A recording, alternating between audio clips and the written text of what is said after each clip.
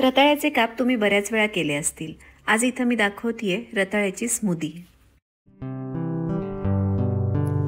रताळे धुवून साल काढून त्याचे काप करून घेतले, थोडंसं पाणी घातलं आणि त्यानंतर कुकरला लावलं।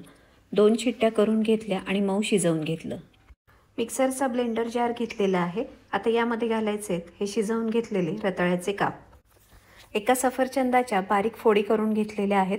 सफरचंदाऐवजी केळ, पपई, आंबा असे सुद्धा फळं आपल्याला वापरता येतील। दुधात भिजवलेला थोडासा गुलकंद आहे, तो मी यामध्ये गोडीसाठी वापरणार आहे। याऐवजी आपण साखर, गूळ किंवा खजूरही वापरू शकतो। थोडासा बर्फ घालू। यामध्ये आता थंडगार दूध घालतीये। 1 लिटर दूध आहे हे साधारण। आता ब्लेंडरमध्ये हे व्यवस्थित सगळं ब्लेंड करून घ्यायचंय। उपवासाच्या दिवशी आवर्जून खाण्यात येणाऱ्या पदार्थांचाच वापर करून आज इथे ही स्मूदी मी तयार केली। ॲसिडिटी वाढवणाऱ्या इतर तेलकट तुपकट पदार्थांपेक्षा अशी ही हलकी फुलकी स्मूदी घेणं जास्त उपयुक्त ठरेल।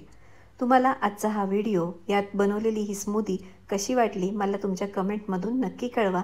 व्हिडिओला लाईक करून जास्तीत जास्त शेअर नक्की करा। पुन्हा भेटूयात लवकरच एका नवीन व्हिडिओमध्ये एका नवीन पदार्थासह याच आपल्या रुची पॅलेट टेस्टी राईड या चॅनलवर। Thank you so much.